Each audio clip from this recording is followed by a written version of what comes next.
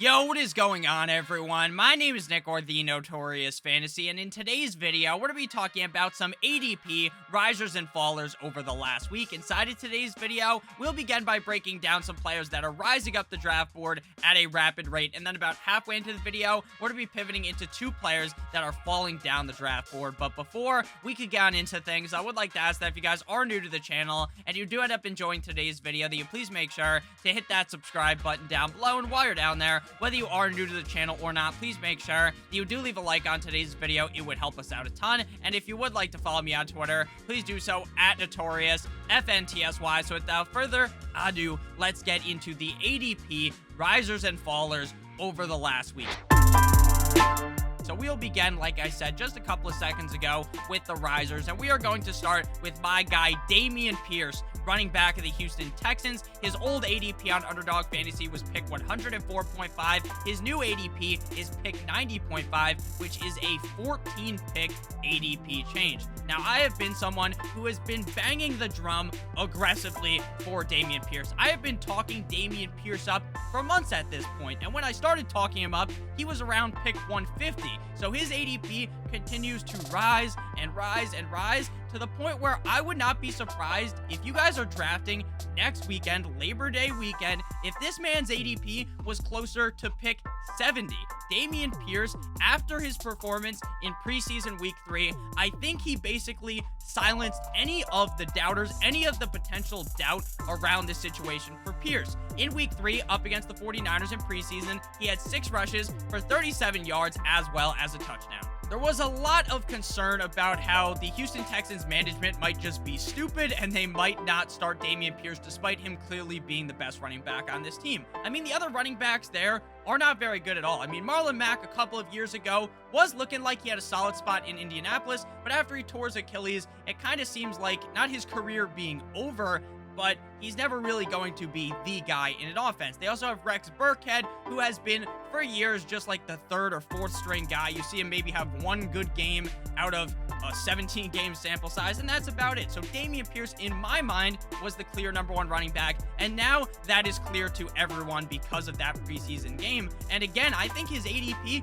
can continue to rise up further and further. I have even seen screenshots on Twitter where Dameon Pierce is going in the 6th round of fantasy football drafts. Now, if you are in a more casual league, that I think most people don't know who Dameon Pierce is, because Dameon Pierce wasn't a 1st or a 2nd round pick. He was drafted significantly later than that in the 2022 NFL draft, which is perfect for you, the person who's sitting here watching a fantasy football video, because now you have a strong advantage because you know about Dameon Pierce. And I really do believe that even though this guy is in a dog shit Houston Texans offense, that Dameon Pierce is going to excel greatly in Houston this year and has a lot of ability and could honestly finish as a top 12 running back. Now, do I think that is a lock to happen? Of course not, but he's going close to running back 32, and he has that much upside. To me, he is a no-brainer. The next player we'll talk about as an ADP riser is Romeo Doubs, wide receiver of the Green Bay Packers. His old ADP was pick 135.3. His new ADP is pick 124.5, which is a 10.8 ADP change. Now, Romeo Doubs, just like Dameon Pierce, has continued to keep rising. His old ADP from a week ago of pick 103.5, or 135.3, I should say, is significantly different than it was 2 weeks ago when he was going close to undrafted. So there's a lot of buzz on Dameon Pierce as well as Romeo Doubs, who looked super impressive in training camp with both Aaron Rodgers and Jordan Love. But as he continued to make that rise in that offense, he obviously went from playing with Jordan Love to Aaron Rodgers on the first team. He is a strong pivot away from Allen Lazard, who goes significantly earlier in fantasy football drafts right now. If you don't like drafting Allen Lazard at that higher ADP, you can certainly pivot to Romeo Doubs, who has just as good of a chance as Allen Lazard to be the #1 weapon in this offense. There is also that narrative from last year. You remember at the beginning of the season when we figured out that Cooper Kupp and Matthew Stafford were eating breakfast together and Cooper Kupp was absolutely destroying defenses? Well, guess what? Romeo Doubs and Aaron Rodgers get lunch together all the time. Does that actually have anything to do with anything? Of course not. I just thought that would be funny to bring up. So Romeo Doubs could be the #1 target in this Green Bay Packers offense. And we know that Aaron Rodgers likes to feed the fucking ball to people that he has chemistry with. And it appears that him and Romeo Doubs have excellent chemistry right now. So I'm very excited for what Romeo Doubs can do in Green Bay this year. And I think his ADP, just like with Dameon Pierce, I think Romeo Doubs is going to end up his ADP being closer to pick 100 by the time drafts end up closing next week.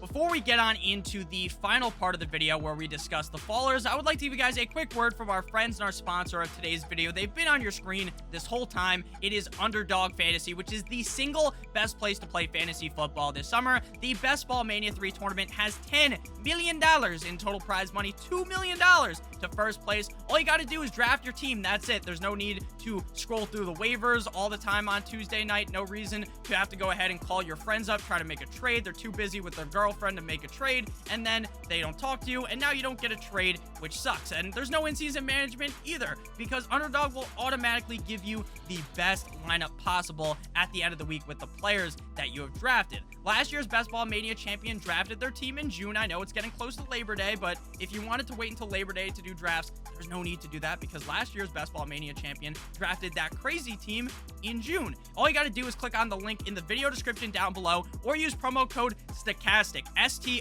STOKASTIC below, to get a first match deposit bonus of up to $100 with Underdog, and get our Best Ball draft kit for 100% free. That's a combined $170 of value with a first time deposit of $100.